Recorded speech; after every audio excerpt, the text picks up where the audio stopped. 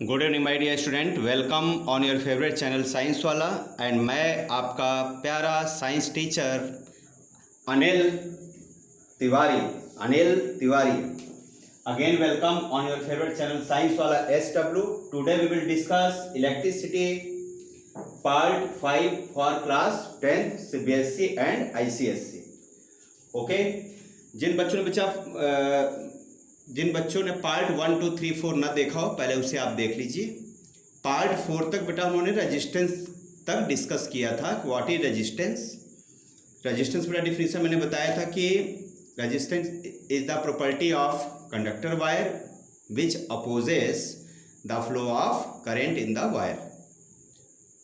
मतलब रुकावट होती है, जैसे आप सड़क पर चलते हैं तो जो गड्ढे मिलते हैं, ब्रेकर मिलते हैं, उसी तरह जब वायर के अंदर करंट चलता है यानी चार्ज मतलब करंट, इलेक्ट्रॉन्स जब फ्लो करता है यानी करंट जब फ्लो करता है तो उसको रोकता है वायर। उस रुकावट को क्या कहते हैं बच्चों? हम लोग बोलते हैं रेजिस्टेंस। अब देखिए रेजिस्टेंस की बेटा जो यूनिट होती है वो क्या होती है? ओम होती है, OHM इस तरह बनाते हैं और इसका नाम होता है ओमेगा। एक ग्रीक वर्ड होता है जिसको बोलते हैं बच्चों हम लोग omega. It is Greek word. अच्छा, कुछ बिगर यूनिट समझ लीजिए बच्चों। दीज आर बिगर यूनिट्स जिसके हमें न्यूमेरिकल में जरूरत पड़ेगी। 1 किलो ओम अगर लिखा होगा इसका मतलब होता है 10⁻³ ओम। ओके, कई बच्चों लिखा 1 मेगा MEGA मेगा ओम अगर लिखा उसका मतलब होता है 10⁻6 ओम। ओके, आप देखिए बच्चों जो रेजिस्टेंस होता है वो किस पर डिपेंड करता है? V और I पर। अगर हम I और V के बीच में ग्राफ प्लॉट करते हैं तो स्ट्रेट लाइन आता है OA, और ये क्या इंडिकेट करता है बच्चों? रेजिस्टेंस को। It is resistance. OA is resistance. Okay, straight line क्यों आता है? क्योंकि V R इक्वल टू क्या होता है बच्चों? सबको पता होगा। देखो यहाँ लिखा हुआ है, R का मीनिंग मैं लिख देता हूं। V/I इज इक्वल टू होता है R। तो V और I का रेशियो हमेशा क्या होता है? कांस्टेंट आता है। ओके, अब इसका मतलब क्या हो, जरा ध्यान समझना। जैसे मान लो V जो है 20 है, I कितना है? मान लेते हैं 2 है। कितना आंसर आ रहा है? 10 आया। अब मान लो V को हम लोग करते हैं 40, तो हमें बताइए I कितना रखना पड़ेगा? सोच के बताइए, क्योंकि ये तो कांस्टेंट आना चाहिए। तो हमें बच्चों यहाँ रखना पड़ेगा 4, तभी तो 10 आएगा। मान लो V की वैल्यू बच्चों है 80, तो हमें कितना रखना पड़ेगा कि 10 आए? बताइए सोच करके, कितना रखना पड़ेगा? 8 रखना पड़ेगा। यानी कहने मतलब ये है कि V और I को जब भी आप डिवाइड करोगे हमेशा उसका जो आंसर आएगा ना वो कांस्टेंट आएगा। तो इसका मतलब यही होता है। देखो, तो स्लोप ऑफ V और I जब भी आप इसकी वैल्यू को इससे डिवाइड करेंगे, या कुछ ना कुछ वैल्यू होगा V का, क्वेश्चन में दिया होगा, I का कुछ ना कुछ यूनिट होगा, मतलब वैल्यू होगा। जब डिवाइड करोगे तो क्या आएगा? वो हमेशा कांस्टेंट आएगा। जरूरी नहीं कि 10 आए, हो सकता है सब में 5 आए या 6 आए या जो भी आए। मतलब हमेशा दोनों का रेशियो क्या होगा बच्चों? सेम आएगा हमेशा, हर केस में। इसे हम लोग बोलते हैं कांस्टेंट। अब देखिए ग्राफ कैसा हो गया V और I का? Straight line graph, straight line graph. कौन सा ग्राफ? VI graph. तो VI ग्राफ हमेशा कैसा होगा? स्ट्रेट आएगा। अब देखिए, अब आपसे क्वेश्चन पूछा जाता है कि हम लोग R कैसे कैलकुलेट करते हैं ग्राफ से। तो बच्चों बोला जाता है slope of I and V, मतलब करंट एंड पोटेंशियल डिफरेंस यानी वोल्टेज। देखो स्लोप का मतलब ये होता है, बहुत ध्यान समझना बच्चों। स्लोप का मतलब क्या होता है? देखो स्लोप का मतलब होता है जो तिरछा बनी लाइन ना, जो तिरछा होती लाइन, तिरछा होती है, तिरछा समझते हो सब लोग ना? ऐसे इंक्लाइन, जैसे ऐसे सीढ़ी से जा रहे हैं ऊपर। तो ये तिरछी लाइन है ना ऐसे, इसको बोलते हैं स्लोप। ये क्या हो गया बच्चों? ये हो गया, ये स्लोप हो गया हमारा हाथ, ठीक है ना? It is slope. ओके, अब इस स्लोप को कैसे हम लोग कैलकुलेट करते हैं तो ध्यान समझिएगा। इस लाइन को ऐसे नीचे मिला लीजिए, ऐसे ये मान लो हो गया C, और इस लाइन को इधर मिला लीजिए, ये हो गया BA। स्लोप का मतलब होता है जो लेंथ है और जो इधर गौर से यहाँ देखो एक 90 डिग्री का ट्रायंगल बनना चाहिए। ओके, 9th क्लास में आपने मोशन में पढ़ा होगा, एक्सेलरेशन निकालते समय, याद आ रहा? तो परपेंडिकुलर अपान बेस कर दोगे ना तो इसे ही बोला जाता है स्लोप। तो स्लोप ऑफ लाइन OA यानी कि slope of I and B का मतलब हुआ लाइन OA। इसका स्लोप कैसे निकलेगा बच्चों? Perpendicular upon base. ये जो 90 डिग्री का ट्रायंगल बन रहा है, कौन सा ट्रायंगल बन रहा है? गौर से देखो, ये बन रहा है OAC। इसमें परपेंडिकुलर अपॉन बेस कर दो। परपेंडिकुलर क्या है? AC, और बेस क्या बच्चों? OC। AC का मतलब क्या है? देखिए AC का मतलब इधर देख लो V है भाई। AC और OB दोनों एक ही चीज तो है, बताइए। AC और OB या BO दोनों इक्वल वैल्यू है, तो यहाँ हो गया V। और OC क्या है बच्चों? ये सॉरी, ये क्या आ रहा है? AC क्या है? V है क्या? गलत तो नहीं लिख गया है? जरा चेक कर लो सब लोग बच्चों, क्या आ गया? यहाँ पर V लिख लेते हैं, चलो कोई बात नहीं, इधर लिख लो I। तो परपेंडिकुलर अपान बेस, तो V अपान I हो गए बच्चों, तो आगे आंसर R। वैसे आप इधर लिख दो तो कोई बहुत फर्क नहीं पड़ना, ये R चला है, इसे बोलते हैं हम लोग स्लोप। अच्छा, इतनी बात समझ में आ गई। इसका कहने मतलब क्या हुआ? कंक्लूजन देखो, इसके बाद भी यहाँ देखो, slope of graph I and B is called as R, मतलब रेजिस्टेंस ऑफ कंडक्टर। इतनी बात क्लियर हुई, इसको याद करके रखिएगा। और देखिए जो इंपॉर्टेंट बच्चों बात है, जो वेरी इंपॉर्टेंट है, ध्यान समझना। नोट में जो पॉइंट लिखा है कि R की जो वैल्यू होती है does not depends on potential difference. Very important, इसको आप लोग कॉपी में नोट कर लीजिए और दिमाग में भी नोट कर लीजिए कि R की वैल्यू डिपेंड नहीं करती किस पे? पोटेंशियल डिफरेंस पे। लेकिन जो करंट की वैल्यू है I की, डिपेंड करती किस पर? V पे, ध्यान रखना। But value of I depends on, I for current depends on potential difference. V का मतलब पोटेंशियल डिफरेंस, मतलब वोल्टेज, वोल्ट जिसको बोलते हैं वोल्टेज। अच्छा, अब आगे आते हैं। I डिपेंड करता है V पे, तो कैसे डिपेंड करता है बच्चों? I अगर R को आप हाफ कर दो, R मतलब रुकावट। अब सोचिए आप सड़क पे जा रहे हैं, अगर हम ब्रेकर को 10 की जगह 5 कर दें तो आपकी स्पीड क्या हो जाएगी? बढ़ जाएगी, डबल हो जाएगी। तो देखिए अगर R को हाफ करोगे तो जो करंट की स्पीड होगी ना वो डबल हो जाएगी। मतलब मान लो कि भी रेजिस्टेंस है मान लो 10 और करंट फ्लो कर रहा है 5। अब आपने रेजिस्टेंस को 10 से कितना कर दिया? 5। तो करंट क्या हो जाएगा? मान लो करंट 2 फ्लो कर रही थी पहले, तो अब कितना हो जाएगा? 4 हो जाएगा। ओके बच्चों, रेजिस्टेंस अगर 10 है और करंट मान लो कि 10 मतलब क्या? 10 ओम, और करंट मान लेते हैं कितना है? 6 ओम है मान लो। अब आपने क्या कर दिया? R को ना जो 10 ओम है उसको आपने 5 ओम कर दिया, तो जो करंट है ना कितना फ्लो कर रहा था? 6 ओम, अब कितना हो जाएगा? वो 12 ओम हो जाएगा। अब इसी का वाइस वर्सा, देखो इसका उल्टा करो। अगर R को डबल कर दोगे, जैसे मान लीजिए कि रेजिस्टेंस है अभी 10 ओम, आपने कर दिया उसे 20, तब जो करंट फ्लो कर रही थी ना वो आधा हो जाएगी। जैसे मान लो करंट पहले फ्लो कर रही थी, मान लेते हैं 10 एम्पियर, तब कितना फ्लो करेगा? 5 एम्पियर। यही मतलब है। आई होप आप लोग यहाँ तक समझ में आ गया होगा। थ्योरेटिकल पोर्शन इसलिए मैंने बहुत पहले से लिख दिया है कि टाइम वेस्ट ना हो, इट इज थ्योरेटिकल पोर्शन, बहुत को इसमें दिमाग नहीं लगाना है।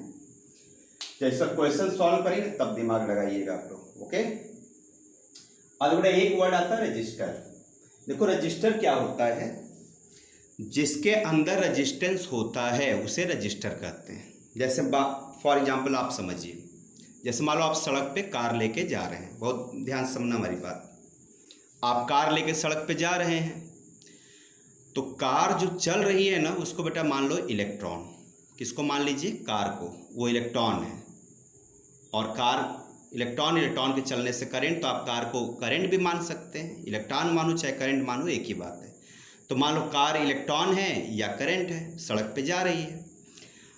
अब बताइए सड़क पे जा रही तो सड़क को मान लीजिए वायर, ओके भाई करंट कहाँ चलती है, वायर के अंदर, वायर के अंदर मेटल होता है, कॉपर होता है, एल्युमिनियम होता है ना, उसी में तो चलती है मेटल में। तो रोड को मान लीजिए आप कोई वायर, मेटल वायर। अब कार चल रही है, अगर मान लो रोड बेटा बहुत स्मूथ है, बढ़िया एकदम, तब तो कार बहुत अच्छी चलेगी, यानी करंट तेजी से चलेगा। लेकिन मान लीजिए कि सड़क पे गड्ढे आ गए तो कार की स्पीड क्या होगी, मान लीजिए आप चल लेते हैं 100 की स्पीड, तुरंत ब्रेक लगाओगे उसकी स्पीड आ जाएगी 50 पे आ सकती है या 20 पे आ सकती है या और कम हो सकती है ना बेटा।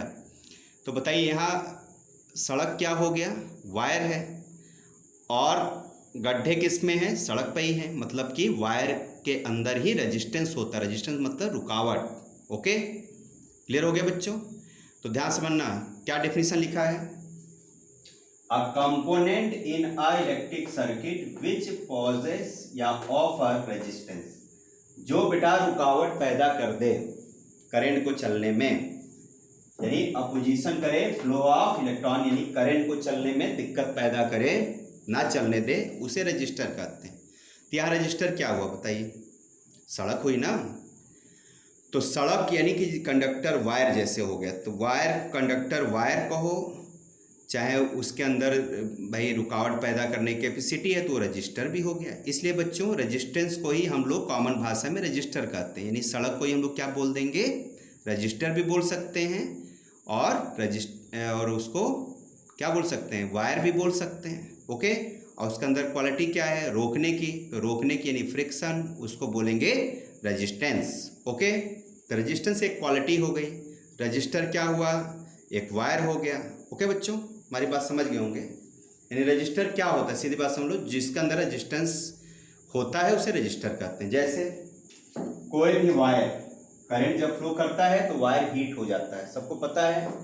अगर रुकावट पैदा होगी तो हमेशा क्या होता है, हीट होता है। जैसे देखो आप एग्जांपल, ये हाथ है आपके, अगर हाथ को ऐसे रब करिए, देखो हीट हो गया, इसका मतलब इसने रुकावट पैदा किया, दोनों फ्रिक्शन हुआ। इसी तरह जब वायर के अंदर करंट फ्लो करता है बच्चों, तो क्या होता है, इलेक्ट्रॉन आपस में टकराते हैं तो रुकावट पैदा होता है, दोनों सब इलेक्ट्रॉन क्या होते हैं, आपस में कोलाइड करते हैं, मतलब टकराते हैं, कोलिजन होता है, इससे हीट प्रोड्यूस होती है। तो मेटेलिक वायर क्या हुआ, रजिस्टर, और जितना ज़्यादा करंट फ्लो करेगा उतना ज़्यादा फ्रिक्शन होगा, इसलिए ज़्यादा वोल्टेज होने पर वायर में क्या होता है, आग पकड़ लेता है, शॉर्ट सर्किट हो जाता है। आपने सुना होगा ट्रांसफार्मर उड़ गया, जल गया, क्यों जल जाता है, due to high collision of electron, मतलब हाई रेजिस्टेंस हो जाता है, वोल्टेज ज़्यादा हो जाता है। बात समझ में आ रहा है, लेकिन वोल्टेज पर रेजिस्टेंस डिपेंड नहीं करता है। आप ये कहिए करंट ज़्यादा तेज़ी से फ्लो करता है, जिससे आपस में इलेक्ट्रॉन टकराते हैं और हीट प्रोड्यूस होता है और उसमें आग पकड़ लेता है और ट्रांसफार्मर बर्न हो जाता है। ओके, और हमारी तरफ से याद कर लो बच्चों कि जितने आपके घर में इलेक्ट्रिक अप्लायंसेस यूज होते हैं, इलेक्ट्रिक अप्लायंसेस, तो इलेक्ट्रिक अप्लायंसेस भी क्या है, हीट प्रोड्यूस करता है कि नहीं। सबसे बड़ी बात है, बात समझ लीजिए, जिसमें भी हीट प्रोड्यूस होगा उसके अंदर रेजिस्टेंस जरूर होगा। आप बताइए, अगर हम एक 100 वाट का बल्ब ले लें और एक CFL ले लें 10 वाट का, किसमें रेजिस्टेंस ज़्यादा होगा, जिसमें हीट ज़्यादा प्रोड्यूस होगी। तो कॉमन सी बात है कि 100 वाट का बल्ब क्या है बच्चों, उसमें ज़्यादा रेजिस्टेंस है। अब बल्ब को क्या बोलेंगे, रजिस्टर। बात समझ में आ गया, बल्ब हो गया रजिस्टर, और उसके अंदर करंट को रोक रहा तो हीट प्रोड्यूस हो रही, मतलब उसके अंदर कौन सी क्वालिटी है, प्रॉपर्टी कौन सी है, रेजिस्टेंस की। ओके, हमारी बात समझ गए होंगे आप लोग। अब आइए बच्चों, हम इस पर कुछ और आगे टॉपिक पढ़ते हैं। ओके,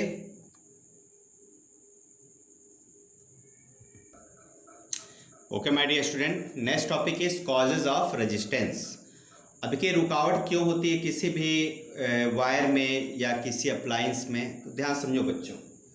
जैसे फॉर एग्जांपल हमने एक रेजिस्टेंस ले लिया, मान लो बल्ब ले लिया, ये मान लो बल्ब है, इसको बच्चों आपने ऐड कर दिया एक बैटरी या सेल से, ये पॉजिटिव ये निगेटिव। जो बड़ी लाइन होती है वो पॉजिटिव को शो करती है और छोटी लाइन निगेटिव। सबको पता है ना, सेल या बैटरी में दो पार्ट होते हैं। जैसे सेल हम बना रहे हैं, देखो